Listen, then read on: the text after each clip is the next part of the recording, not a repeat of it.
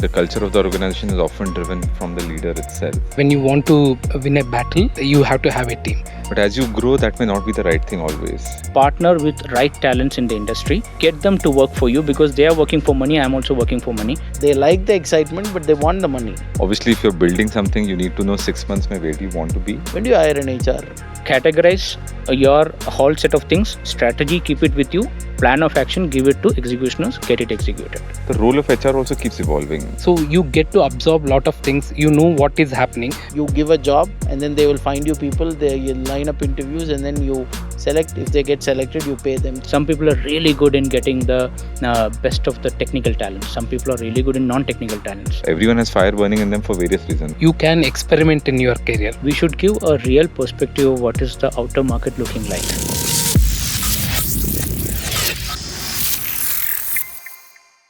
Hey, hi, welcome to Titans Talk, another episode. Here today we are going to talk about entrepreneurship's challenges and the successes that lie on the other side of entrepreneurship. Also how it affects kind of building a team and all of that. And also, it looks very sexy on the outside to have entrepreneurship and look at entrepreneurs. But then, we will also talk about what goes in and goes out. So we have 3 entrepreneurs here who've been in the corporate world, who've been there, done that, and then, moved on to entrepreneurship. So we'll talk about different challenges and successes in entrepreneurship today at Titan Stock. Thank you. And wanted to quickly have your own introductions with by yourselves. So Sudarshan, you have Bajo Foods, and Ragesh, you have Scoopin.com, and you have Healthy V, right? So I wanted to, you guys to give a small background about yourself so that we'll go from there. Hi, I'm Sudarshan. I run this company called Bajo Foods. We have a brand called Low Foods, and we are in the space of low carbohydrate food products. Everything from low carbohydrate, keto-based products, protein-based products, and diabetic-based products. And we also run cloud kitchens, and we have the largest low-carb cloud kitchen company, low-carb cloud kitchen range in India. Hey, this is Ragesh. Come with about more than 2 decades of experience, and I started with TCS. Now, for last 6 years, I'm running the company called Scopin.com, which is a marketplace for the trainers and also for recruitment. So we are an enterprise solution trying to connect the corporates with the recruiters and trainers on a platform. And so we have onboarded about 3,000 trainers right now. And now we are in the haste of onboarding more recruiters who will be working with us on a freelance mode. So it's a very new concept. Hi, I'm Narendra, and I have had 25 years of experience overall in different corporates. And then I was just saying to other members, like एक बार entrepreneurship का कीड़ा काट लिया तो वो बाहर निकलता रहेगा. So I had started 2 more companies which did not take off as expected. So I can give you a lot more information on how you can fail and still come back. And then my current company is Healthy V, which I started in 2017. Been through the COVID phase, all that, how you handle all that. It was an experience that I really love to share. And we would like to contribute to people becoming healthier and live a healthy and happy lives. Got it. Cool. Thanks. So I kind of wanted to kind of start off with you, Ragesh.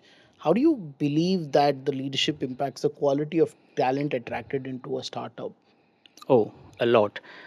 In fact, I would like to top it up with another aspect of it. It's not just about the talent getting attracted, but also the talent within the organizations who are already serving the organization, right? So everything right from the value of the company to the culture to the to everything trickle downs from the leader. Let me tell you with an example, right? So first set of people who someone connects with an organization is typically HRs, right, for a job or for some other similar purposes. So from the outset, from interacting with the HR itself, you will come to know the culture of the organization. So if the HR is very arrogant, you better be be sure that the ladder up also it's has actually come from them, not from their home. And if they're very considerative, empathetic, so you can rest be assured that the leadership also carries that thing, right? So that's one way you can assess it. So similar way, I mean, another example is if you take, let's say, sales, as a function. We know that sales is a very aggressive function of any organization, right? And some sales functions are very very aggressive, going to the abusive stage, no languages to run the business, drive the sales. Every day morning he starts with a lot of abuses and trickle down, and then the people go out, do the sales at whatever expense to kind of get the numbers on. But at the same time, if the leadership thinks that, hey, that's not how sales should be, but instead they put down a proper marketing structure, do all the required, presence in the market, and then involve the sales. Sales is at a much more relaxed rate because the brand is already known, and they can do a much better job without being abusive about it, and still get the job done. So leadership can actually switch on or switch off the situations in an organization. It's just two examples I said, but you go to any function in the organization, you will see that it's all about leadership at the end of the day. Nothing goes beyond the leadership teams, culture, vision, mission, the philosophy, the belief systems. Everything is bundled into one thing, and that is what gets percolated down. Nobody can escape it. Nobody can come inside as well. So, as in, follow up to that is that, you believe that the DNA of the founder is the one that the organization absorbs. But I also wanted to add another point. When you usually have people from diverse organization join you laterally, right? Hmm. They have a thinking mindset that is already within them, and they are a person themselves. How do you think that gets adopted just because the founder is of a different DNA or something like that? Very good. Good question, actually. It all depends on the strength of the leadership. See, if the leader himself is not strong enough in all, let's say, for example, Elon Musk, we know him. All of us know him. How many companies he runs, right? But he has in-depth knowledge on every single function, whether it is from the rocket to batteries to, to technology to anything. When he goes into that particular room where he interacts with that particular cloud of people who is working on that, they're all PhDs. He might not be a PhD, but he knows how to drive them. If you don't know how to drive your team, then the team will drive you, and that there ends the leadership, as a quality. Then you become one among the rest of the people. So if a person is coming from outside and that person brings in very good thing which adds value to the existing culture of the organization, then it's a value addition. But if that person comes in with a disruptive thing, it disrupts the entire ecosystem to such an extent that a lot of people will move, and eventually that person, if he is very strong as a leader, mid leader in the organization, he will be able to modulate the entire organization in a different direction, but in his tunes, rather than the CXO tunes. And sometimes it's okay. So for example, same case, I'm taking Elon Musk. When he took over Twitter, right? Twitter had a very different culture before and after post Elon scenario. And the same thing goes with any organization where there has been leadership change. So it is inevitable. At the end of the day, it's all about who drives it, who is the front ending person for the organization, and who from the market actually leans towards that kind of a culture. Some people likes arrogance. I mean, some people doesn't like arrogance. Both are there in the market. So people adapt to what they feel is the best. Okay, coming to Sudarshan, I wanted to ask you this thing. How do you think leadership style affects the team composition and also the talent acquisition within the team? So let's break it up in two parts: composition and acquisition. Composition is very clearly, those who will stay are the people who work well within the culture of the organization. And like you mentioned, the culture of the organization is often driven from the leader itself. So at one level,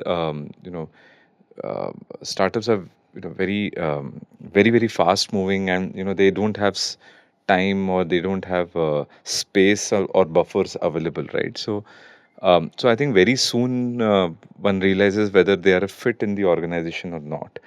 And because every organization, every industry has its own style of working, and reasons to have that style of working. And so I think very soon, in fact, literally within a few months, it's very evident whether the person fits in or not. And automatically, then they either move out or they move to a different function. So I think composition is a very direct impact of the leadership. Acquisition is different because there you can control in terms of what you want to get in, right? And for example, when if I'm hiring someone senior, then I'm very particular that because I will inherently have a bias to hire people who I am looking for, and from the way I operate, and I would look for it. But as you grow, that may not be the right thing always. You want counters, you want other people also who have a different perspective and who can hold up and give a very strong point of view. And that's why whenever we are hiring, especially senior people, we make sure that I have either two or three other counters also sitting who will take the interviews, because otherwise then it can be, I'm just looking for people exactly like me, but that may not be the right thing. And but once they come in, obviously there has to be some level of cultural fit, and then obviously one figures out. But I think acquisition may one has to consciously avoid having the leadership bias and build looking for people who are replicas of us. True that. So, how important do you think is a co-founder in the journey, and at what part of the journey do you onboard a co-founder? Because I've run a company from starting to what it is today. So what I have realized is that there are certain parts of the business that I totally hate. I cannot stand it, but whether I like it or not, I have to do it. And I wish I had someone. So that part, I wanted to ask you specifically to that. Absolutely. No, I wish I had a co-founder when I started. But then again, as you're building the organization, you build the team to be able to take a lot more of the responsibilities, and especially like you said, there are functions that I'm not good at and functions that I don't want to do both. And hopefully, if you find the right team members, they can scale up to be able to do that. But yeah, I mean, having a co-founder, not just from an operational perspective, but just from a mental, emotional perspective, to run an organization, run a startup, it's not easy. You need one more bouncing board, and if nothing, you just need someone else to also shoulder the responsibilities and stress. I mean, having a co-founder is always a good idea, but I don't have experience in that. So, do you think co-founder is not necessarily in the starting only, like an employee who joined you as an employee, when he shows responsibility and more commitment towards it, can evolve into the role of a co-founder, or do you see is more as a starting?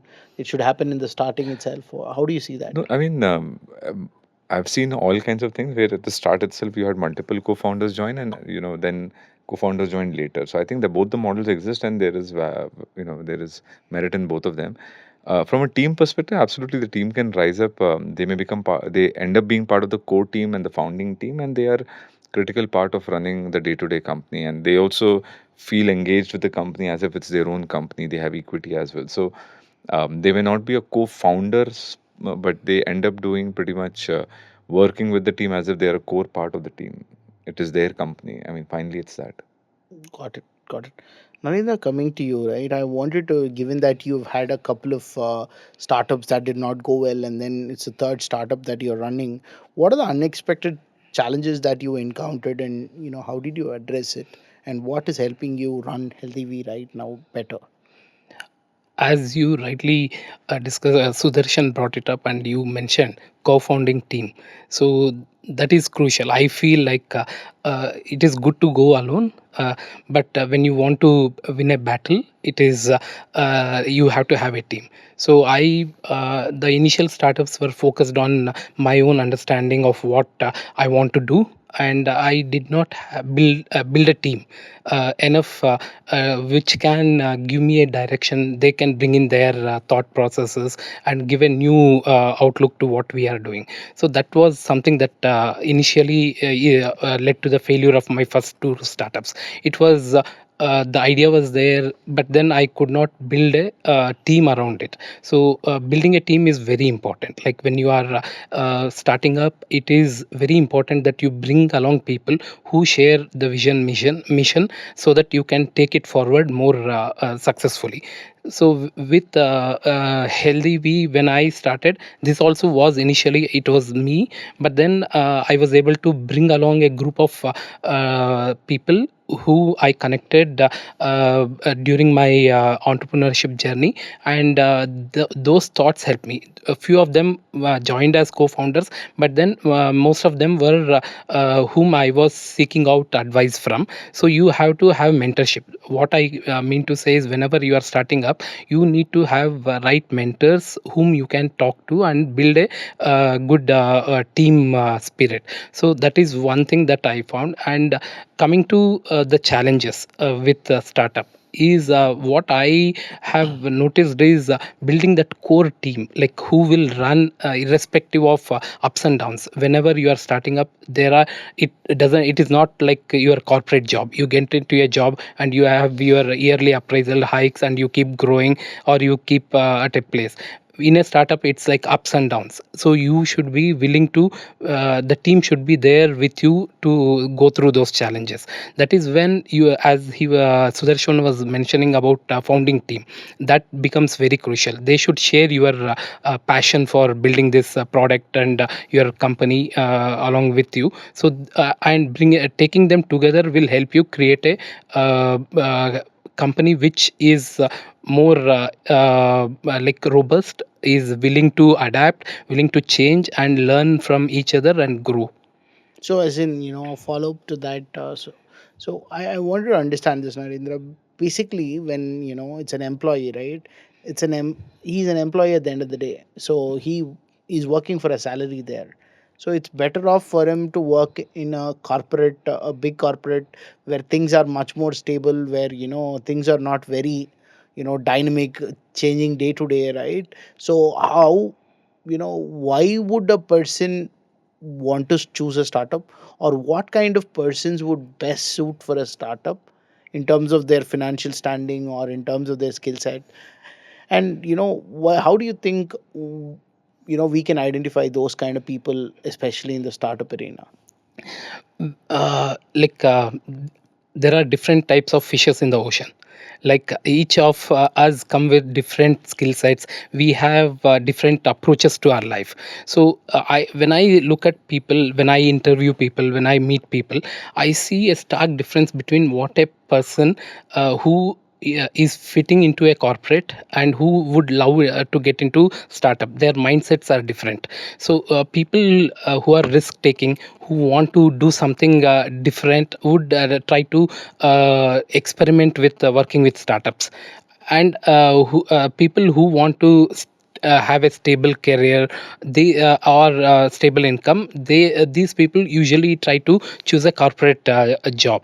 But then I would say, like, as I see the industry maturing, like how the current job market is, people should be ready to have multiple options. Like you should not really going forward, I see it would be a gig economy. Like if you look at Fiverr or Upwork, you see lot of people who are coming into those, like they don't work for a company, but still they do lot of projects. So I see the industry going into that way. Maybe in another 10-15 years, I would see less of corporate jobs being a attractive proposition than people wanting to get into gig work. So where you work for a project and you move on to next projects. That is something that I foresee. So, as in, a follow up question to that, thing is that, I see this fractional leadership very, very emerging trend, and gig economy as well. Because as startups, let's say you want a full stack developer who's working at Uber, you're not going to shell out 50 lakhs to hire that person. But then, what happens is you want that kind of an expert. But then, he's contracted for 40 hours, he is doing a project on the side or something like that. Is that a way forward? Or let's say you are a company with say 50 people, you cannot afford a chro, you need somebody with that kind of long term mindset, but you cannot afford him. So just because you cannot afford him, you cannot hire a joker and then place him at a chro role. So in those cases, do you see, should we go into more fractional thing, or should we go into more gig economy for us to kind of go through that phase? Because I've had founders in the past who've told me offline that they've had people moonlight for them to build certain parts of the product, so that they can. And moonlighting, I don't moonlighting is a bad word introduced to make people feel bad, because they're paid for 40 hours. What they do outside of it is their whims and fancy, right? A company cannot call it moonlighting or something like that, is what I believe. What is your thought on, say, gig or fractional leadership? Right.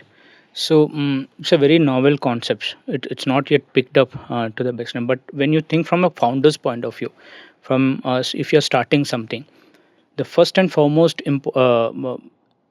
agenda for you should be how soon I can make money, because everything trickles down to that. Because unless you have a huge fund to start up, which everyone doesn't have, most of the startups founders put their hard-earned money into it, which gets burned out in 6 months, not more than not earlier than that. And they come to a point where all sorts of different ways of getting jobs done is there in the market, but they can't touch it because they are running on a bootstrap mode. So the first and foremost thing is, how can you as an individual function as a system, get the money which is required in, whether it is through the basic services that you want to give, basic product that you want to roll out in the market.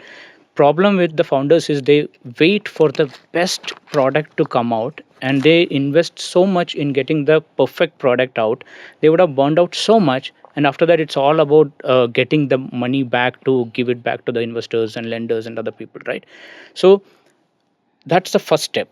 So if you're not correct in that, the financial aspect, I think the rest everything will get dismantled. Once you get it right, then the next important step is, how do you get the talent? That is where this particular part comes into picture, whether we can do a fractional thing or not. You don't need a chr, you don't need a legal advisor, you don't need what do you say, cfo, fractional cfo in the initial stage. Unless you don't have the mindset to understand what a balance sheet is, what does cash flow statement means, if you can't learn it, it's not rocket science for you to run a show. You need to be a financial advisor for yourself, you need to learn it. Go take a course, understand what the fundamentals of finance is. Go take a course, understand what a fundamentals of hr is. Then deploy it first. Then afterwards you will be in the right position to get the right talent from the market, which will automatically come to you because you know the subject. People will get attracted because you are making sense in your talks. And even without paying money, there will be people who are ready to kind of extend their help because they fall in love with your passion. I think that is the way for a founder to go with. Say 2 to 3, 4 years of your building of the product. Afterwards, think about it, because by that time you would have made money to invest back on quality services which otherwise you didn't have, is what I feel. So, do you allude to his point, or how do you? Yeah, so I think where there is very, very specific skill set, which may be, say, for a certain period of time, that time you may want to look at someone who can come in for a little bit of time and do it. But, or to help set up the team. For example, if I have to set up a finance function, I may not know how to build out the right finance function, which involves all statutory, come compliance, come everything, and whether the team is able to do it or not. And I may not want a full time person to do that. So that way, the person may come to set the direction or get you the right team in place. But otherwise, I think it will have to be mostly run at your end itself. So fractional. I think it will serve a very specific purpose, but or as a sounding board, as a mentor or advisor or whatever. But I don't think they can help you run the company on a day-to-day basis. Absolutely. So, as in, I kind of agree to what both of you said here. As in, fractional leadership is not like a monthly retainer or something. So, you just call in somebody for a specific, like, you call a McKinsey or a Booz, right? Mm. So, startups, we cannot afford all those folks. So, then what you could do is you have somebody who has that kind of expertise come in and then just handhold you for that period of time. And I also, beg to differ with you, Ragesh, in one point that taking up a finance course, a crash finance course, will not help you, because at the end of the day, if you're not somebody who likes finance, like somebody like me who likes sales, then what do you do there? As You in, have a problem. that is You an have a issue. problem. Again, if somebody is more a technology focused person and not a people person, suddenly for him to become empathetic and become a people person after he starts a startup is going to be a little bit difficulty. That's where the co-founder part comes in, where Correct. you get people of alternating shades. But then I'm looking at it from that angle, right? So that's what I see as a as a new emerging trend. So as in, now that the segment I wanted to include when talking about challenges in startup, right? So first thing is, as you guys told, it is very clearly you have a clear need in the market that you're filling. Okay, that is the first thing. That is the identification of product, and then you have something you launch. You should be embarrassed about your first launch, or else you launched it too late. Is a cliche that we Truth. use. So you use that. So you get there. Once you get there, okay, you have cash flow. Now you got to Yeah. build team. Okay, so building a team, I what I specifically encountered is that nobody wants to join you because nobody knows you. Okay, although if you were a CXO at a big multinational company, but then the moment you start your own company, you're back to that styrofoam cup that Simon Sinek talks about, right? So you're back to that styrofoam cup. So when I look at it, right, so even when I look at fresh talent that is willing to join startups, right, they want to join funded startups. They like the excitement, but they want the money. Nobody wants the grind. Okay, so then how do you find those initial people? Okay, let's assume you found a couple of people who are willing to work only for equity and not for money. Okay, so you have two three people. Now you've figured out and you've demarcated your areas. Okay, you take sales, you take operations, you take finance and fundraising and all of that. So now how do you build a team when you don't have funds? You want to- Ye- it's open to all of you, Okay. so So it is a difficult task. I mean, so let's be upfront about it. You don't have funds. You want to build a team. It's not a cakewalk. What happens is that ultimately people need money, and it's all about money. And because you're talking business, you cannot go to a person, talk a business, and say that you don't no, you're not getting paid for that, right? So I believe what would be required for the founder is he needs to go out and figure out people who are desperate to not join a company, desperate to no go after not go after money, desperate to no go not go after the what everyone does. Instead, he has a passion which he wants to follow, which is aligning with your what you need. There are people like that. Okay, and but it's very difficult to find them. And many times what happens is you feel you found them, you get them in, and then you see that you get a sleeping partner or sleeping employee who does nothing, because it was the laziness which was actually driving all these things, because he didn't want to take responsibilities. So he found that he can come inside easily because it's a startup, and then no major hierarchies, no major reporting system. So he felt or she felt that it is easy to come inside a startup and just kind of cocoon down. That will not work. So it's not easy to get a partner whether it's a co-founder or employee. So in that said case, what I suggest and what I have employed to grow my company is, my company doesn't have even a single employee, and I've been running it for last 6 years, right? My turnover, the highest turnover in the last 6 years, barring the COVID times, was more than a crore. Okay, not great as such, but what I'm saying is, you still can make money. How? You partner with right talents in the industry, give them the due, okay, and get them to work for you, because they are working for money. I'm also working for money. Ultimately, we know that money will trickle down, because his effort and my effort, or her effort and my effort, is going to lead it to a closure or whatever. And give the dues and give the respect to that. It will work fantastically well for founders. Get partners from outside, not as people who want to work in your company. You save a lot of money. Pull in that money, give it back to your partner. Partner will be happy, we are happy. Less infrastructure, less struggle. Work gets done because the partner is already a strong, what you say, technically very strong in what he or she does, and you are technically very strong in what you does. So you focus on bringing in business, get it delegated, leverage your network to get the job done. This is one formula that I can advise all the founders to go with.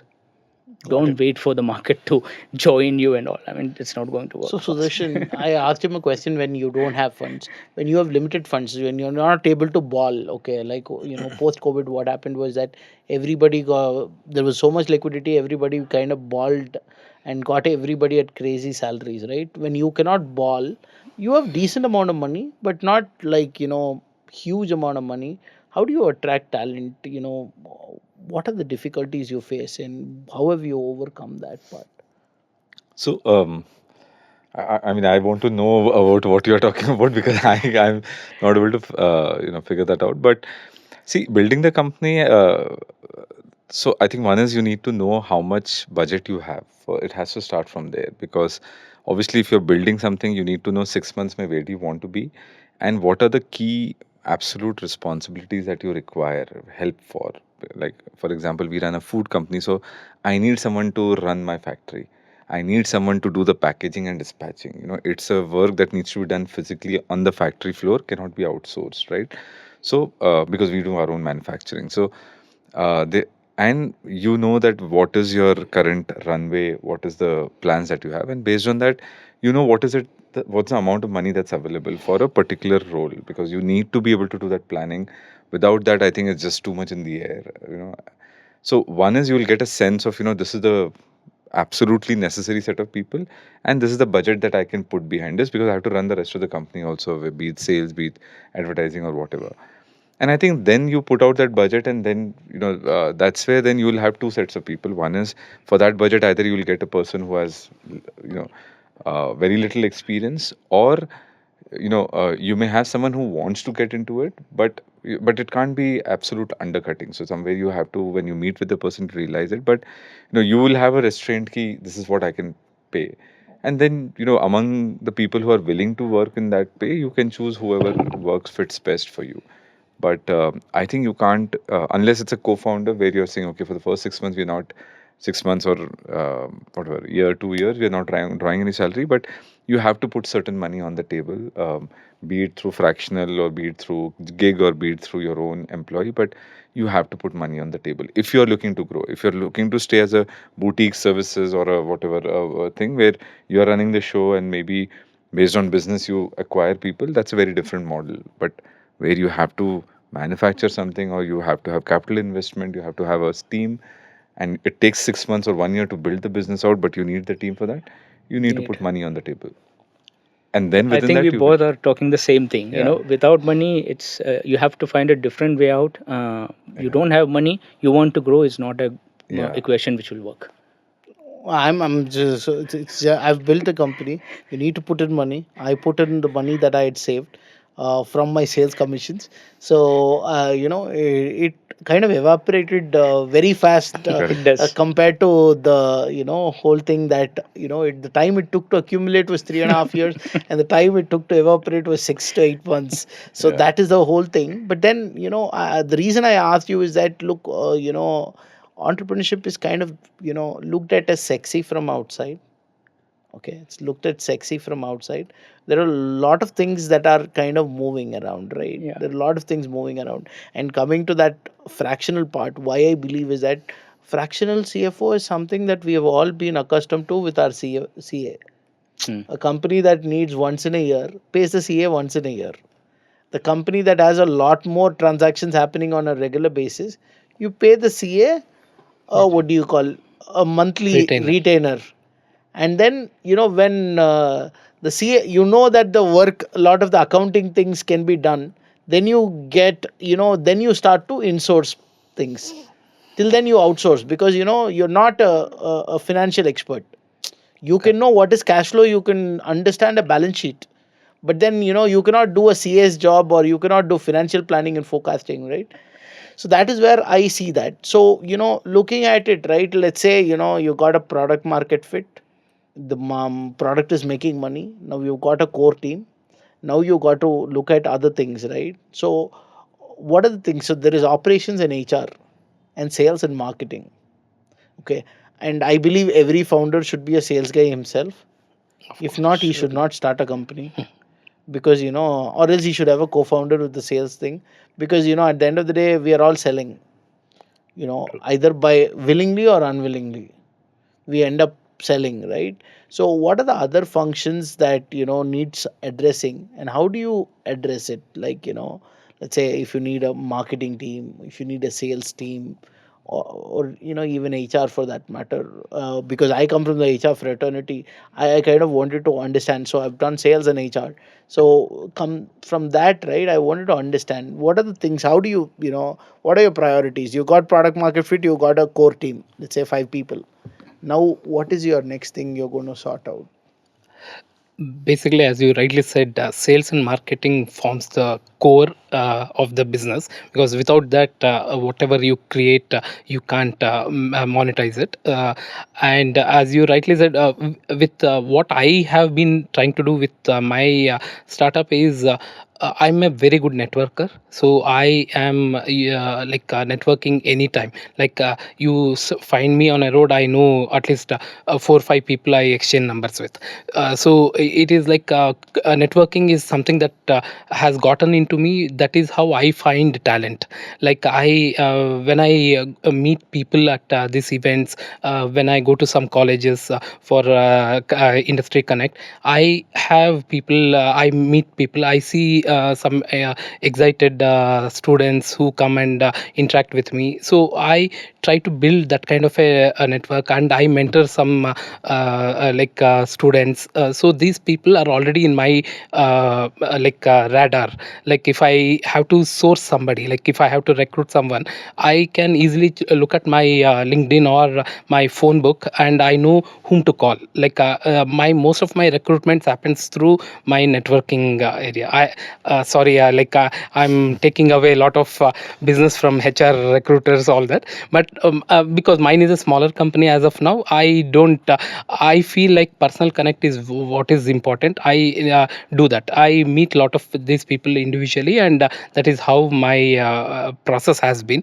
And rightly said, I am a big into giving people opportunity to do something more than what they are doing. That is what I feel. So a lot of people have a lot of energy and time to do things other than their work. So I try to get those people to work on along with their jobs, they can contribute that. And I in my business, a healthy way, we help people become healthy generally. So once there are customers who became my employees. It was something very interesting, where somebody who found that what we are doing was exciting, and he came back and said, I want to join you, how can I do that? So that is how you build the culture. And I am like open to my employees working with other companies, because what happens is when they have time, they can contribute and they learn a lot of things, and it is a cross pollination. So I don't believe in strict you have to I don't agree with the moonlighting policies that some companies come up with. But then yeah, it depends on I don't want them to work for a competitor, but then if they are able to bring in some cross pollination technology, insights, all those things would help a company to grow. Got it. So coming back to you, Sudarshan. So as in, let's say, your core team is set, your sales and marketing is set. I wanted to understand from a technology perspective, how did you transition into selling, or was selling a part of your job all the while? And how important is selling there? And then, let's say, when you have a decently big sized operations team, right? Then you need certain other functions as well. So wanted to understand that part. So, sales is inherent, right? So you have to build the company to grow, and then sales and marketing is always on. In the space where we are in the whole D2C space, it is obviously new channels you're opening, and then you're looking for people who can help you grow those channels, advertise. So, usually advertising and sales people who understand the channels. In B2B, it's obviously different. Then you're looking to hire people who can open up certain industries and verticals for you. But in the B2C side, you're looking for channels, and then you open people who have expertise in the channel and growing, and that process just keeps going on and on. So, as you grow, you have larger channels to go after, you have more key accounts to go after. So you're looking at people who can handle key accounts. So earlier you would look at people who can handle a certain type of account. So I think it just keeps increasing in terms of the size of the scale. And a person who may be good at running 20-25 lakh business, but if you have ambition to scale it to a 2 crore channel, then you have to bring in someone who can take that channel to a 2 crore channel. So they need to have that kind of relationship, understanding, and prowess to be able to build it out. So I think sales continues to grow, and you just have to keep getting people who can handle the next level of sales. Sometimes you have people within the team who can scale up, who can take it from 25 to 2 crore, but sometimes you just need to get people from outside, and then that's completely fine. Each stage of the company is very different.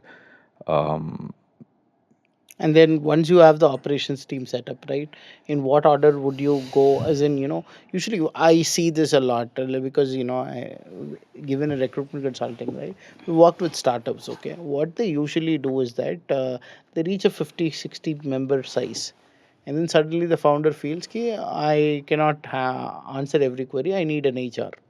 Okay, then what usually happens is that they go and hire a 4 or 5 year experienced HR who has been, say, an HRBP or a TA for 3 4 years in a mid-sized company, and then hires that person more as a consultant. That person doesn't even come to office regularly. Okay, and then that person, what he or she does is that they go and hire 3 4 interns, MBA HR interns from colleges, and these jokers work with us.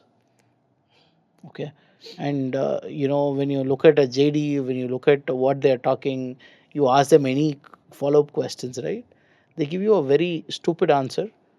You feel like laughing at it or telling it, but then you cannot tell it to your client, right?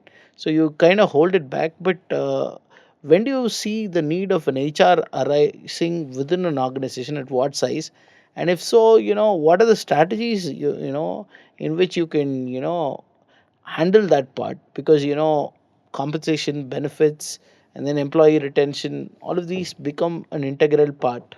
TA also kind of becomes an integral part, right? So wanted to understand, when do you hire an HR, and what kind of an HR would you hire?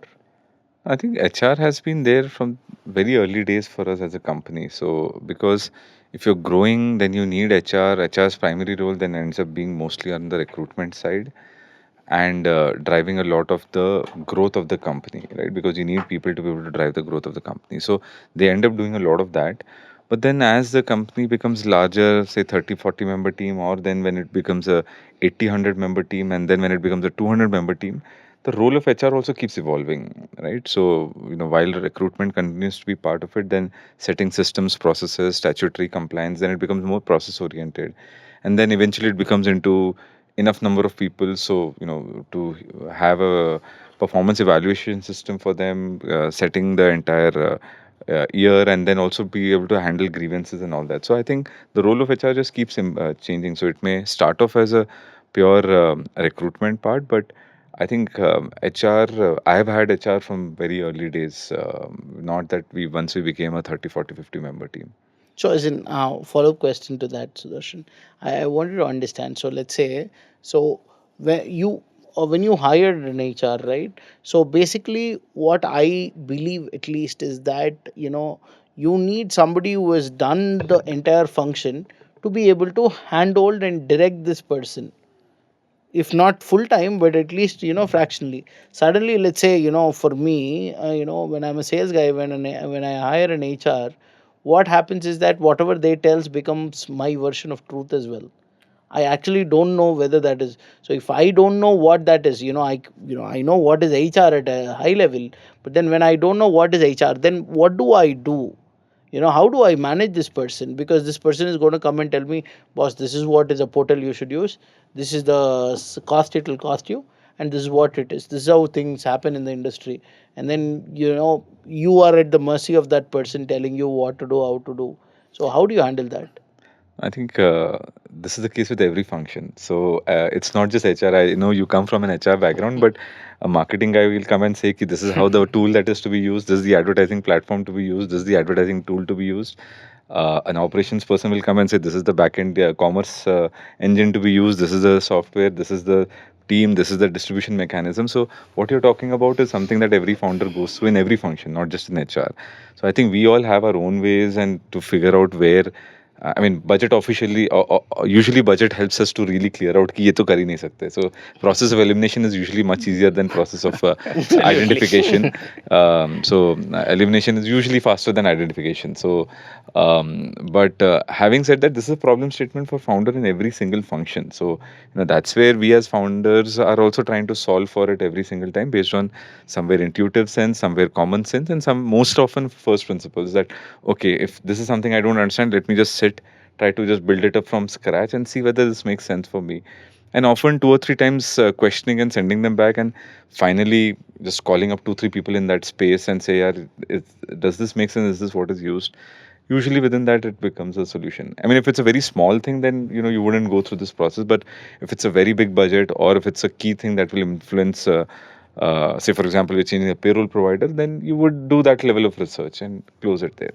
So Mhm. so the problem statement you're talking about is not limited to HR. It is just a generic thing in every single function we face. So, okay. So again, so I want this question to all three of you.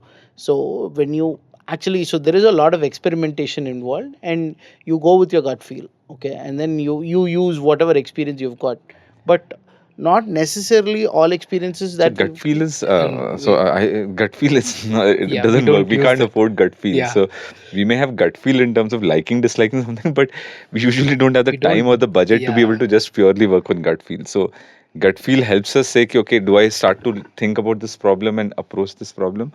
But solutioning is driven by budgets that are available, and whether it, in our view, it makes sense, it's exciting It's enough or not. aligning or yeah. A not. lot of Yes. we look at a lot of other factors. Gut feel is one of the last things that I depend on.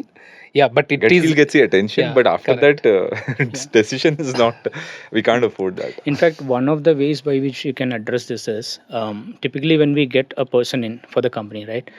You cannot afford to get a medium level person or a low level person and then expect them to perform. So typically how it can be done is you put the strategy, keep the strategy at your level, because you know the best what the company needs and how much fund is there in the company, right? And get someone to execute that in the plan. So which means you need executioners in all divisions. I mean, right from sales and marketing to technology, I would categorize that 5 different sections. Sales and marketing for sure, technology for sure, and operations for sure. And technology and operations combinedly get the delivery done, and sales and marketing gets the business in. This is a core function of any company for that matter. Then comes the two subsidiary things, which is not less than the other primary ones, which is HR and finance. And finance being finance, every, like how you said, right, sales has to be function of an founder, finance also has to be a function of the founder. You can never ever, I've had multiple instances where my auditing has been like, I'm talking about CAs who are doing it, who has actually done a messy job. When you go into the details and figure out like where they have put assets, what they have categorized as asset, they have categorized as liability. Like, you end up adding liability to your organization just because you didn't know what finance is, and that could have been asset for you, right? Simple mistakes, but it can really define the company's balance sheet a lot. So finance and sales has to be founders function, no matter whether you like it or not, it doesn't matter, right? Operations and technology has to be insourced. You cannot afford to outsource a technology because it's no more your technology if you outsource it. After some time, you don't know what code they have written and you can't even transfer it. Okay, so it has to be in house. Operations, to some extent, you can outsource because that's all about processes and relationships and stuff like that. You can always mold it around. HR, definitely you can outsource. You don't need an HR until you become 100, and all. You don't need, because statutory, it's all statutory and you can somehow manage it if you have a robust process. And I would much rather go for an HR system managed by a good HR. So 80% of the process gets resolved with the system. 20% you can actually get this person to execute, because and afford to take a medium to senior level person to start with. I would never go for a medium or low level person, because then what happens is the founder ends up doing what the other person was supposed to do, and you complicate the system so much you don't know where you're actually missing out. You end up losing your sleep on small nitty-gritties which should have been done by that person. So I would say, categorize your whole set of things, strategy, keep it with you, plan of action, give it to executioners, get it executed. So as in, I wanted to come again. So when, well, on the fractional part, why I believe is that, I believe that when you have an expert, it kind of reduces the time to, for you to succeed, because you are taking that person's expertise and putting it in action, right? So let's say, for example, let's cut the money part out. A CMO who is, running an organization at a very friendly level. Then if you have a marketing plan, you usually run it by the friend, right? Is this good or not? because there is no money involved. There is only, he's just going to give you his 2 cents on what your plan is. So that is what I believe, most of the functions. So when I believe, like, sales is one function, marketing and HR, when I look at it, right, marketing, HR and technology, these three functions, if you might be from one of these functions. As a founder, you might be from technology, or you might be from sales, or you might be from HR, whatever function you are. The other functions you may not, although you use first principles for most of the thinking, but first principle thinking, you go ahead and that's a hypothesis you test, and then if there is a negative result, then you course correct it. So don't you think, taking the advice of an expert kind of reduces our runway to, to success? What do you think about it? Reduces runway, reduces Reduces your runway to success, as in, your time to success. oh, time to success. Runway, not in terms of the But financial that's thing. something which we said, right? I mean, we all have our own network. We'll usually, if something we don't understand, we'll dip into some of our, advisors or some of our friends who come from that space to say, does. But that's obviously you can't go for every single problem. So problems Right. that are important enough, you would take two or three people's point of view further within the organization also and outside the organization, and that's completely normal, and that's something which we do. Now, whether you make it into a formal function, in which case you're talking about this whole fractional thing, or whether you do it on a informal way, that's informally though I think everyone does. Informally, everyone does. So what I'm trying to, kind of arrive at is that, like say I have an operations and a sales and a marketing, senior level leadership person in my network.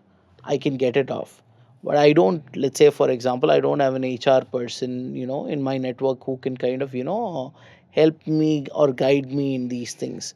In that case, is it wise to seek out external counsel, or is it, how do you go about that part, Ragesh? It's a My answer would be mix, because fractional positions not works always, because what happens is you end up taking a fractional fractional service, and then that ends up being an advisory role. You need executioners, you need people who can actually get things done. Say for example, if you have a problem with your GST, you need someone who can actually rectify that problem with the GST authorities, for example I'm saying, or with other departments, ROC.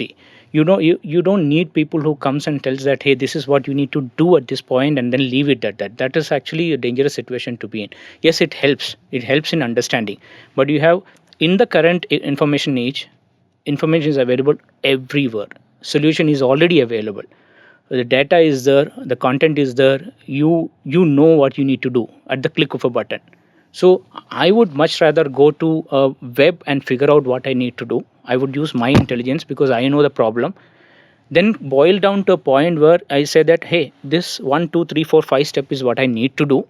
Then I will go to a fractional CXO and verify it, say that, hey, is this what I need to do, add his points, elements to it, and if I need to pay for that, I'll pay for it. If it's coming on advisory, then I'll take it that way. Then I'm cutting down my cost to the least, but I'm well informed as to what I need to do. Then I look for the person who can actually execute it, which might be the fractional CXO or someone else. you know Whether it is marketing, you can do marketing like that. So marketing also, if you see, if you go out and get a marketing person, hardly you talk to 100 marketing people, 99 of them have no idea about what marketing is. They are accidental marketers just because they are on YouTube or whatever it is. But the moment you take your product into the market and say that, I want this product to reach out to my target market, can you please help me, everything bounces back to you, and you have to work your shit out to figure out 1 2 3 4 5 600 what you need to do, then go back to them and say that, can you execute it? Then what is the point? You're not taking expert advice. You're only trying to convince yourself that, hey, you have somebody on the other side who is only dragging things out. So that's the reason why, as founders, initially you have to take a lot of ownership on what you're doing. Everything should be in your fingertips. Then you decide who can actually get it done for you. Not an easy job. That's why it's not that easy as it sounds from looks from outside. Obviously, it's not easy. The reason I put this question across is that, so I've in the initial stages tried to figure it out myself and used it things, and then I've not taken a sounding board advice from anyone, and then I've made mistakes, and it's cost me time. Because the time is in, let's say it took 4 months for me. 4 months of my runway is gone by the time I figure it out. So when I realized that, and then I realized ki okay, for this. But yeah, there are a lot of bogus consultants. The That other is the side of reason the why other side of it is you go by someone, you execute for 4 months and realize that it doesn't work, and then you turn back. That person is not there in the scene. You take the ownership of someone else's decision. yeah. You better take ownership of your decision because at least you have learned from it. So as in identifying the right person is a much Very, very very important thing. very important part of the founder.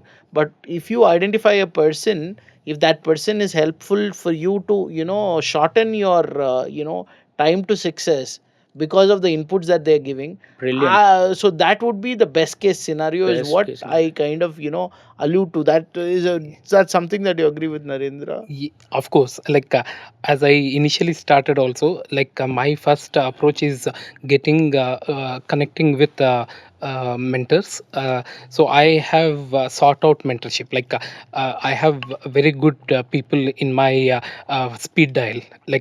Most of the times, whenever I come up with any situation which I thought somebody else could have faced this and they have a experience in that, so I definitely get back to them and I seek out their advice, in the sense they may yeah, what Ragesh said about people executing it, that is there. But then I definitely want to seek out people who have experienced similar problem and how they handled it and what could I do with it. So those kind of advices come to me and then I collate and then I come up with a execution plan, either doing it by myself or maybe hiring someone to do it. All those things are taken decision based on the situation.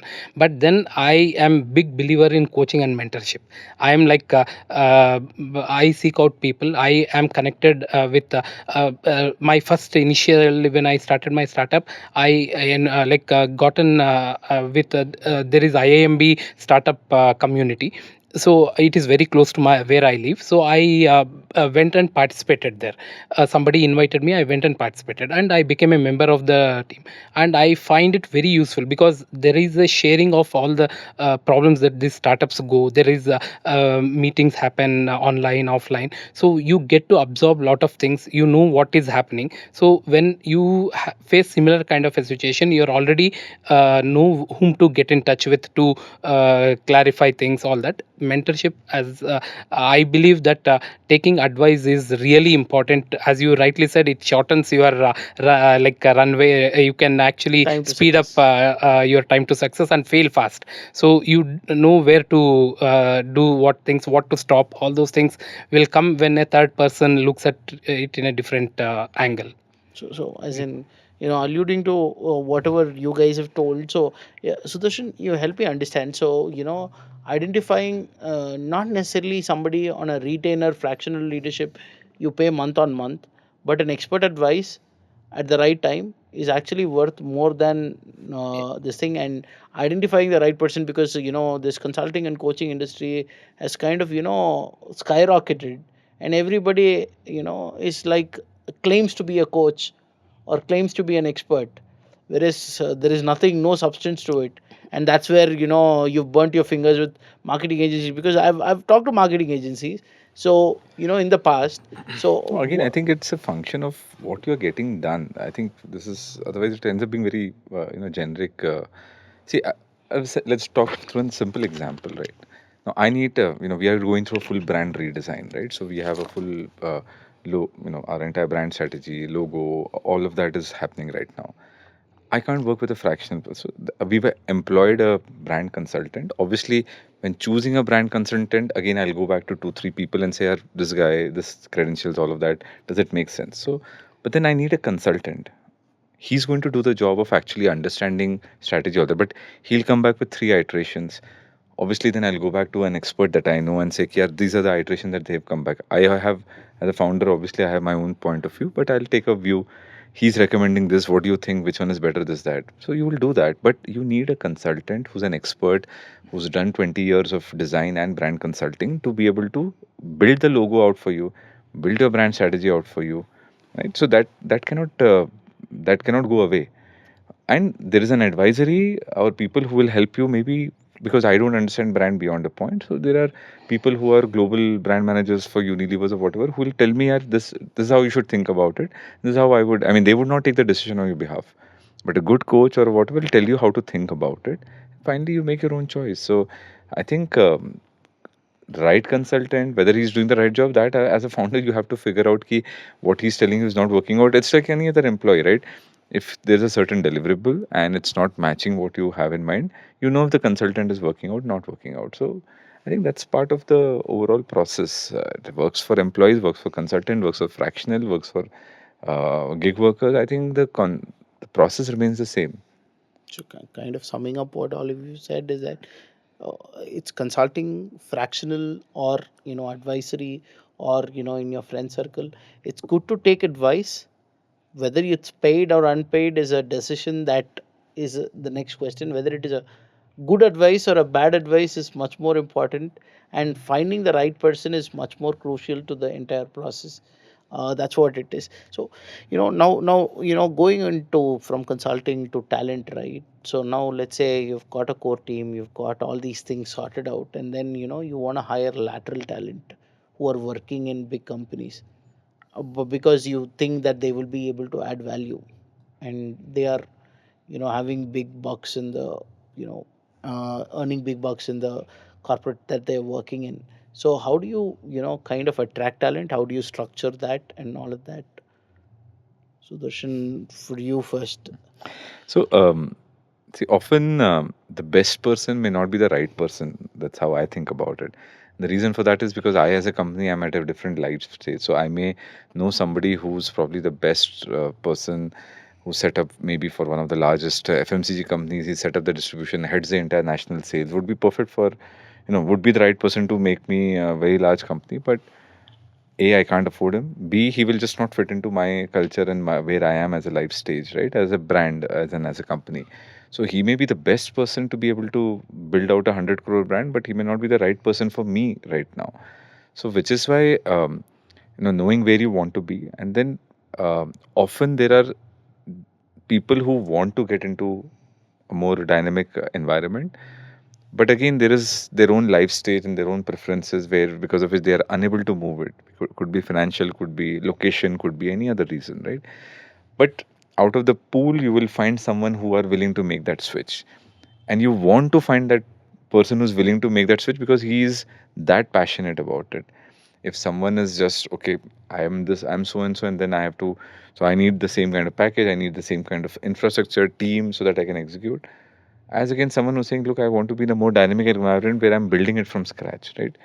So you throw the requirement, and then there will be one set of people who will find it, ki, this is exactly what I want to do.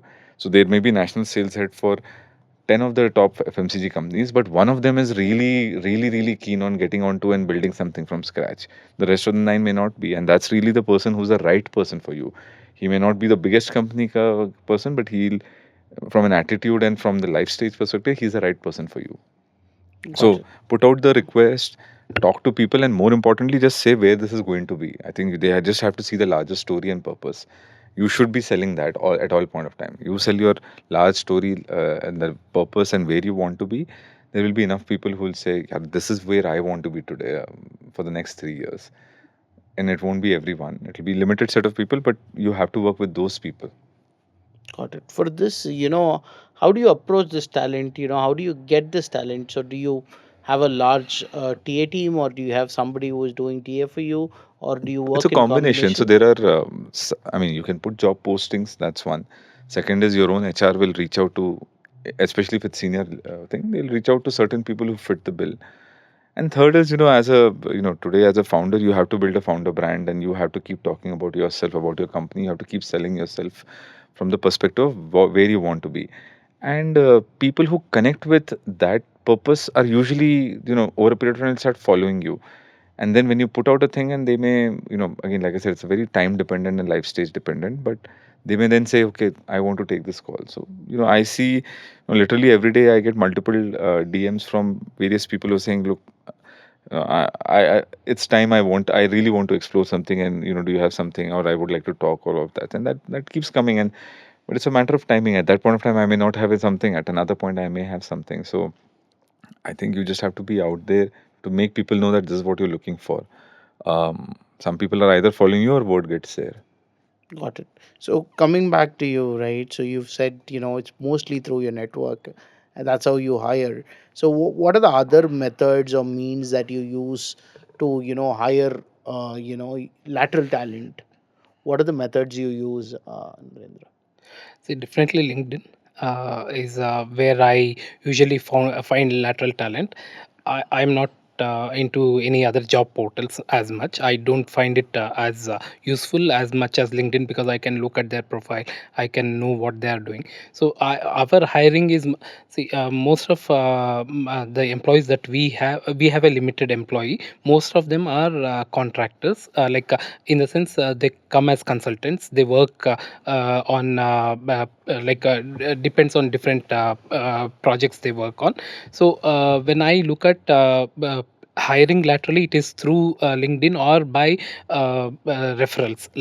As I told you, I'm part of a lot of groups, so I put out a message over there. I would rather prefer referrals over hiring from a job portal. So that is the way I follow. I'm part of a lot of groups, so basically based out of Bangalore currently. So I don't really hire from outside. So I look at people in Bangalore currently, and when we move out of Bangalore and maybe have more this thing, we'll have to change that plan. Got it. So Sudarshan, what I do here is, in a couple of clients of mine, what we do is that, one services company wanted to build a product arm. Okay.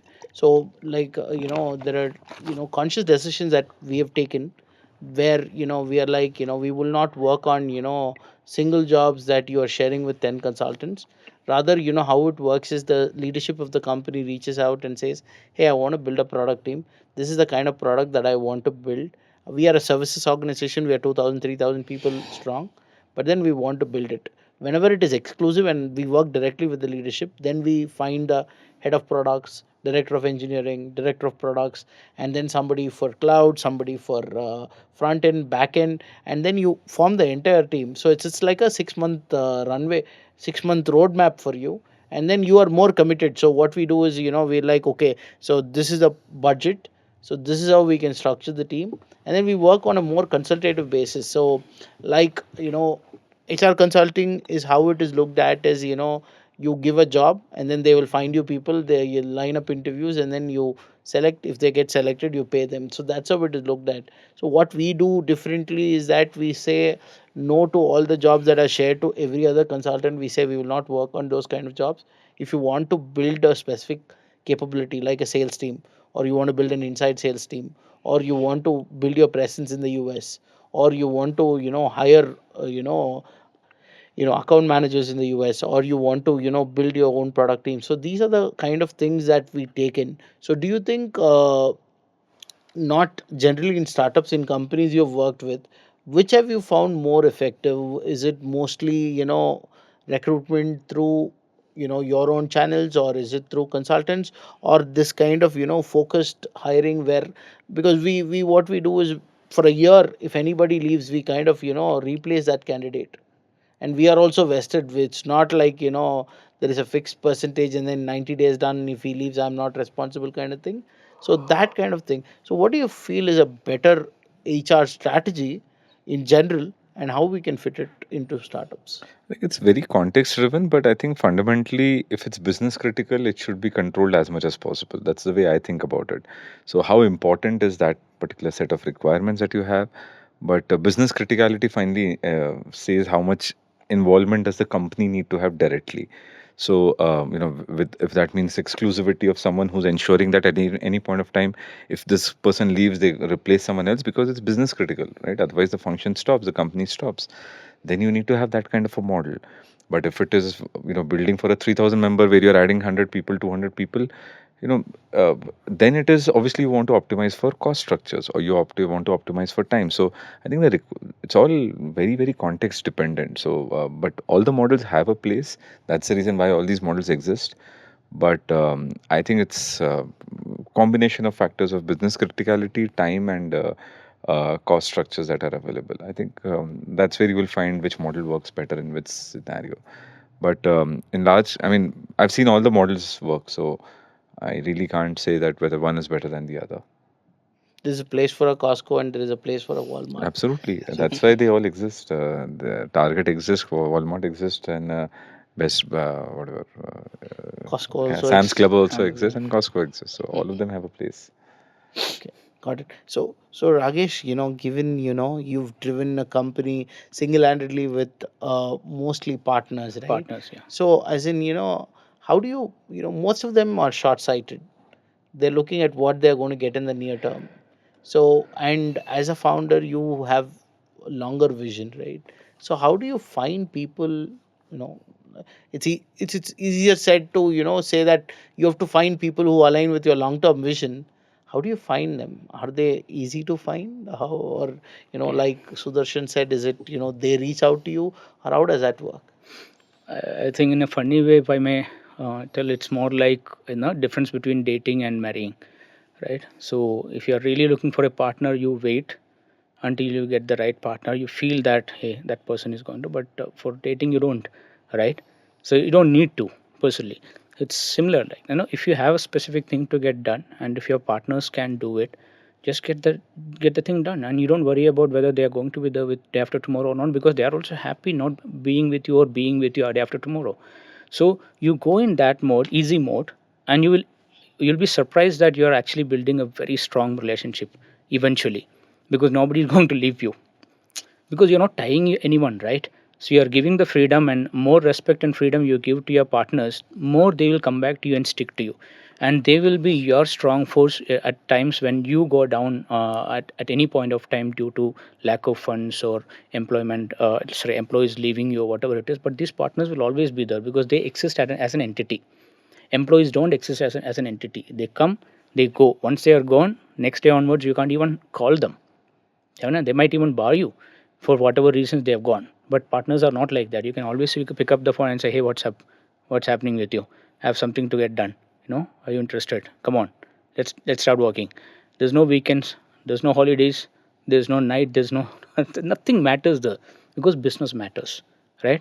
So I have fun working with my partners in that manner, and I'm very relaxed because once it is given, when you say partners, not anyone and everyone can be your partner. You evaluate, you test them, test the waters, and finally you get them on board. Once you're onboarded with them, next couple of months you actually establish such a strong relationship that इशारा काफी हो सकता है, काफी है बाद में. And you know that hey, this partner can do this. For example, in my context, I've got multiple recruiters, all are partners. Some people are really good in getting the best of the technical talents. Some people are really good in non-technical talents, and I know who does the best. And tomorrow I have about 50 partners already. Which company has got a 50 in-house recruiters sitting and doing work for them? Only large companies. I'm as good as a large company as on today. And what is my expense? Variable. I don't have fixed expenses. I don't have infrastructure. I don't need. In the current age, you don't need actually, right? We are the first set of people who have decentralized the entire delivery right before COVID, and COVID actually taught rest of the people to do it. But we were already decentralized before that because we believe in technology. We leverage technology. So leverage is the name of the game for any founder. And I've done recently when Sam Altman said that not far is the time when $1 billion company is formed by 1% company. It's going to happen because the AI has caught up. So unless you really catch up with the age in terms of technology and what's happening in the market, you are going to continue doing the conventional way. And it's time, man. It might not be applicable everywhere. Say for example, in Sudarshan's case, he has a manufacturing unit. It is not applicable. What I have told is applicable for me. Fine, it's a service industry, but for him it might not be. But the point is, at some point all of us can adopt some part of it. For example, now Narendra has adopted it already. He works with contractors, so we are working in a very similar manner. That's how we manage our cash flow. Otherwise there's no we can manage our cash flow. But the moment you are funded, your strategy changes overnight. You definitely are going to de-risk yourself from the channel partner model with some in-house. I'll definitely have 4 5 people, 10 people, 15 people working with me. Then I have good of both world. Then I'm stronger. That's how I plan to build the organization. And being in talent industry, recruitment is not last of my concern because I already have the systems in place, right? So that is last of my concern. But I concur with Sudarshan a lot in terms of setting the vision up with the candidates. Selling that vision, selling that dreamland is the first thing that you need to do with anyone. Because if it is sold, you got the right person from an instinct point of view. Then the rest of the things are all technical. You can always evaluate. But if the first thing is not sold, you get a person, you're more likely to get a wrong person in, who will leave within a week or whatever time, because they don't align with your vision. Got it. So now, kind of, an open question. I want to throw the floor open. So, as startups, do we need fresh talent first? And what kind of talent do we look for? What kind of talent will fit in the long term? Wanted to ask you, Narendra. You can go first. I said, I love to hire new talent. I'm giving opportunities to new graduates, internships. These are something that I really like it, because they come with lot of different, especially working with youngsters, keep you young. At your business also is going to be younger. So I work with a lot of interns, especially in the space of coaching. My business has a big a health coach model, where I hire a lot of this fresh students who are graduating from health sciences, all those things, and these people are coming as interns. So I work with them. I find these people are easy to understand, our vision. They don't have preconceived notions. They are willing to learn. Yeah, that helps them. And also technology wise, when I look at youngsters, how they understand technology, it is much different than how we understand technology. So they come up with different approaches to that. So that is what I feel when I look at hiring youngsters, especially freshers. I really want to give opportunities to youngsters. So, Sudarshan, I want to, follow up. How easy is it to impart your DNA into a fresh talent versus, a lateral talent? And, what do you find is easier and what is, sustainable in the long run as well? Do you go and hire, fresh talent with vigor and rigor? Or do you, kind of balance it out? Or what is the percentage of balancing The it out? first, I mean, I think my first set of all employees were freshers because that's what, for us at that point of time, that's what we were starting off with. So we're looking at people who were just fresh out of college or just 1 or 2, 3 years. Now, obviously, we hire, as we've grown, so we have to hire mid-level, senior-level people as well. So, but fundamentally, they all have to be driven, and they have to, even if it's senior, doesn't mean that they're not driven. They're not willing to put the extra effort, or they're just not like have that fire burning in them. So everyone has fire burning in them for various reasons. One is just youth, and one is maybe because they want to prove themselves, or one is where they are looking to build something for themselves. So reasons may all be this different, but they need to have a fire burning, and they need to be willing to really, really go on a limb, saying, "Here, I just want to build something here." And we find that across lateral people also, and across freshers also. So for me, that criteria is still there. Ki they have to be really, really kicked up about doing something, and have to have that fire that they want to do and build something. So, especially around fresh talent who wants to join the startup, it should be about making a difference. Yeah, but there usually it's we end up making a lot more mistakes. But then again, there uh, it's far the cost of mistakes is not very high. So which is why you can quickly find someone else to come in there, because usually very difficult to do that level of sorting, and you just have to get them on board and see how they are actually, right? Otherwise, everyone generally has a certain thing, but they don't have any history or anything. And also how they behave in companies is very different than how they behaved in college. So which is why I think you just have to get them quickly on board and see whether they are actually living up to what you want them to do. But the cost of mistake is usually not very high there. Got it. So Rakesh, given a scenario where you're going to build a team, what would be the proportion of fresh talent is to experienced talent, and why so? So I would put some conditions over here to explain this. Uh, Depending on the industry, it changes. Some industries needs fresh talent more because it's mundane work, so you don't need 15-year experienced person to think on what need to be done. It's mundane work, so they can actually handle it. In which case, a little bit of training will happen. Do. In my specific case, okay, the scenario is if I don't have fund and if I have fund. If I don't have fund, I would always try to go with my partner model. 'Cause I can't risk with either fresh talents or with senior talents at the point, because fresh talent comes with the risk of non-performing, losing your time, okay, and draining. Okay, I can't take that risk. I can't take senior person because simply the money is not there. But suppose if it is funded, I would go with the Pareto principle applied on it, 80-20. 20% of my talent will be high caliber, and that they are the people who will be taken in first. Then I will drive them down onto what need to be done, executed, along with the strategy, of course. So they will own a part of strategy and a major chunk of planning and execution, and then their job is to tactically execute it whichever way they want. It would be through fresh talents, some to some extent, and through lateral as well. So, but ultimately the objective of the organization is what stands out. If the objective of organization is to get results faster, what actually drives them to the result is what they need to take. It's not about fresh talent or even lateral talent. Sometimes fresh talent actually helps, sometimes not. For example, interns. There's a drive for interns. For startups, interns might or might not help. In some cases, it will not help. The reason is they go after 3 months. So what about the training that you have given, the team that you have built? All of a sudden, you will feel that 31st they're gone. On the first, they are back to square one. You believe that interns is a much better job, 5,000 rupees, 10,000 rupees, but they're not actually doing their job. They're getting experience. What are you adding as an asset? Nothing. You're, except for your personal thing, you go back to the drawing room again. So some strategies, even though it looks very nice from outside, might not even work for you.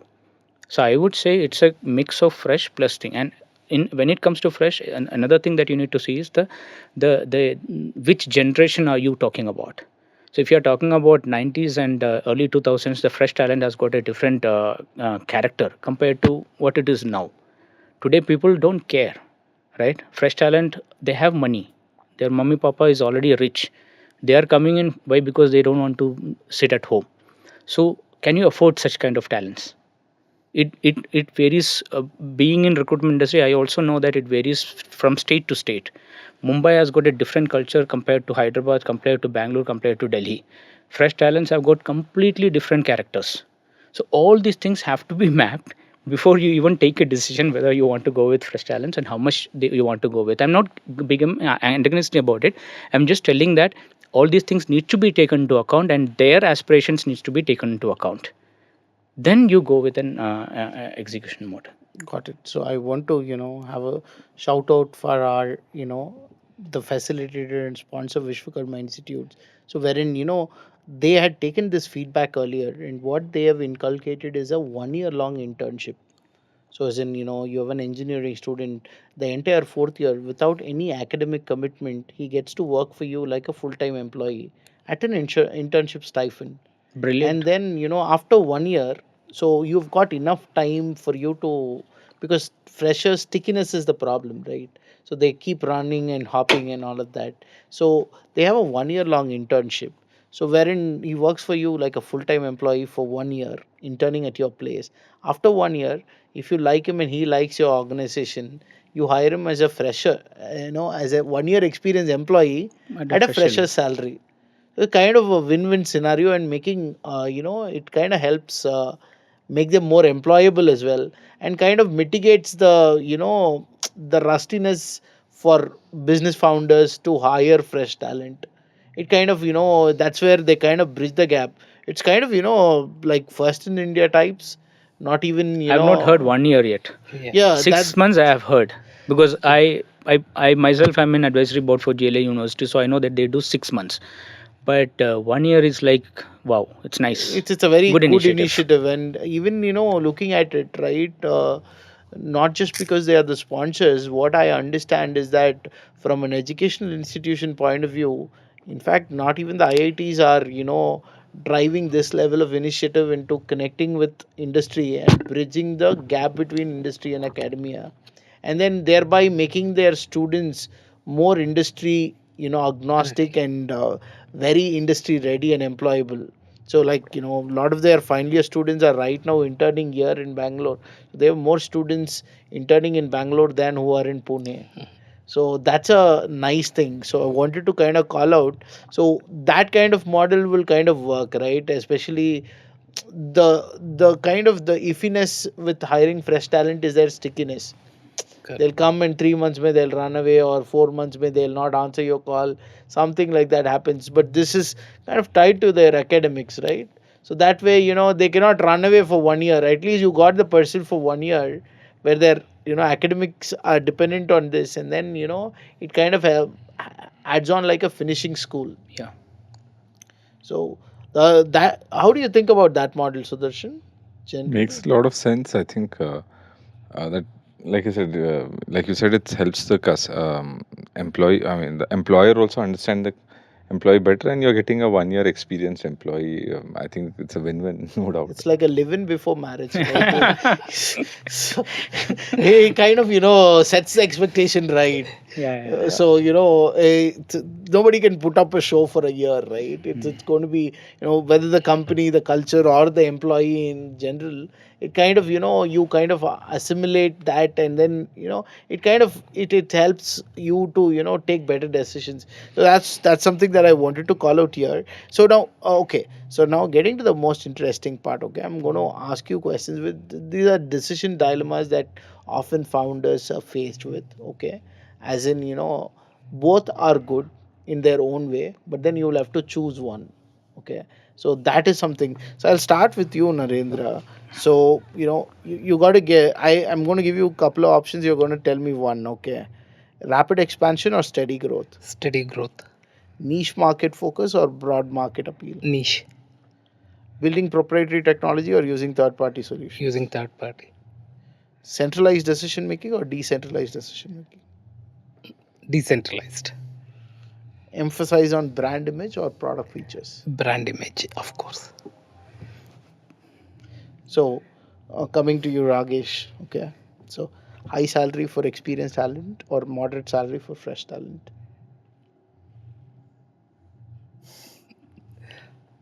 80-20. You You have to, is it? I know it's a difficult question. That's why I posed it to you. Just pick one. Low salary for Moderate salary. moderate salary for long. Moderate salary Yeah. for long. Strict hierarchical structure or flat organization structure? Strict hierarchy with Or dotted. flat organization? No, strict hierarchy with dotted Okay. axis. Emphasis on individual performance or team performance? Individual performance compounded to team performance. You're giving me an answer, I know it's a difficult, that's why I asked you that. Individual performance. Individual performance. Short term projects with quick returns or long term projects with delayed returns? Short-term project with no immediate results. Focus on local market or expand to international markets? International. Just for the money? No. Then? Vision expands when you think global. Okay. Your product is different when you make it for global compared to local. Got it. Sudarshan, innovative ideas or proven strategies? Ideas. Focus on core strengths or diversify your offerings? Core. Investing in technology or investing in people? People. Customer acquisition or customer retention? Acquisition. What is customer? I can explain, but Yeah. Data driven decision or intuition based? data driven. So you come from the data science background. I come from an analytics background, but like I said, intuition is also, I think, at the back end, your subconscious is doing all the. Anyway, doing it. It's your experience telling Yeah. you what to do. So, and on the acquisition part, see, I don't know if you've read the Byron Sharp book. So, even you can't. Retention is a given. I mean, if you have to Yeah. build a business, if you Right. don't have a great product, then But you can't I mean, if you are focused on retaining, then you have a problem, Problem. because the product should be good enough to retain and get a repeat. But as a startup that's growing, even large companies, you have to keep acquiring new customers continuously. So the rest of it, your product should take care. Got it. Absolutely, I absolutely. go. I liked all your answers. I wanted to, because all these questions are like double-edged sword, right? Yeah. You want Both you both. You want. want both sides, Yeah. right? That is why I kind of asked you, But because the actual really lies in the gray. It doesn't lies in there is no black and black white. and Black and white, no but black and white. obviously the fun is in Choosing the one. fun is in because you're often in a situation where you are to make these kind of decisions, right? Decisions. Yeah. So it's not like every day is a new day. Yesterday we had a fintech founder. He was like, RBI releases a guideline tomorrow morning. I have to change my product day after tomorrow. That Very is a true. time frame. I'm like, how do you do it? That's what startup is, right? That's So what startup is so actually. that's where I kind of Nimble and agile. look at it Yeah. that way. Okay, so now what did also, as in, this as a broader initiative, is to kind of bridge the gap between academia and the industry, and then basically the 0 to 3 year talent, right, is where the company kind of invests a lot of money into the talent, and then the talent is also not sticky. You told me, right, you trained for 3 months and then he's gone, and then so what can we do to make this talent, is in make India more employable? We have a lot of talent, as in unemployable talent. What can we do to make this talent more employable? How, it could be an internship, it could be a mentorship, it could be a an industry talk that you can do. So what we can do for, as an industry person, to the academia, to make it easier for us to acquire. So wanted to start off with you, Sudarshan. What do you think you know would be something that you could do? See, I think uh, there has to be industry. I mean, you have to work at the place, or you have to have more. Only then can you really acquire, see whether your skill set is strong enough or not. So I think, from our perspective, this whole internship idea that you spoke about, that sounds like a pretty strong idea, where someone can be here for the mid to long term, and then eventually become a part of the organization. So I think things like that are something that we can encourage and we can help out with as well. Got it. Got it. Ragesh? Firstly, your idea of 1 year internship really applaudable. Secondly, I also feel that while the students are still in the college, we should give a real perspective of what is the outer market looking like. Now the students comes with their own culture and their own interest, aspirations, and everything, but that might not align with what the reality on the ground outside is. So we need to balance out people's thinking that, hey, startups starting salary has to be from 30K, otherwise I'm not going to join a company. So that whole thing, right, like 3% people getting 50 lakh salary influencing the rest 97% people who is supposed to get 6 lakh salary, which they feel bad about. I think there we need to do some kind of inner engineering with the students to make them feel that nothing is bad, nothing is good, as long as you're getting a job in a large country like this. So people should be ready to come right from whatever salary, like 15,000 onwards. You should be ready to come because their intention should be to learn in the initial 1 year, 2 year, 1.5 years, or whatever it is. But that peer pressure is something which is really, really, really, really troubling students. It's not they who is speaking, but the peer pressure which is speaking. We need to give them empathetic trainings to make them release out of it so that they can take a proper decision. There are a lot of people in being in recruitment. I've seen people not taking up job and sitting at home just because the salary is not good enough. Can you imagine the amount of days that they are wasting sitting at home looking at the videos, no, the social media streaming, instead of they being in a company and gaining their experience for 1 day, if it is, that 1 day counts a lot. So I think somewhere there we need to do some kind of inner engineering with the students, and that is more about soft skills and related things is what I feel. More technical skills will come along with the internship in any case, but soft skills cannot be built just like that. So preparation of the students, I believe, is going to change the equation a lot. So you would kind of help us in kind of making the students understand Yes. how the industry is and all of that, kind of marinating them for the actual frying that is going to happen in the industry. Yes, and setting their expectations right. And I'm talking about 80% of the students who is vulnerable for it, not the 20% of the finance for him the jobs are given in the market. Say for example, I was talking to one of my friend yesterday. His son studies with one of the premium universities in Chennai. Okay, I'm not telling the name, but that university has just come up, but well funded by one of the premium companies or a corporate in India. So 90% of the students gets a job in the same corporate because it's funded by that particular company. So no problem with the internships. The 10 percentage gets in a higher bracket, right? So 90% gets their internship for, let's say, 10,000, 15,000, or whatever, but the 10% left might be getting much higher internship, maybe 25,000, 30,000 also. Just I'm talking about internship alone. But how much this 10 percentage is influencing the 90 percentage in terms of their thinking, we don't know. That need to be ironed out, set the tone across, so that startups like us can comfortably come and take them.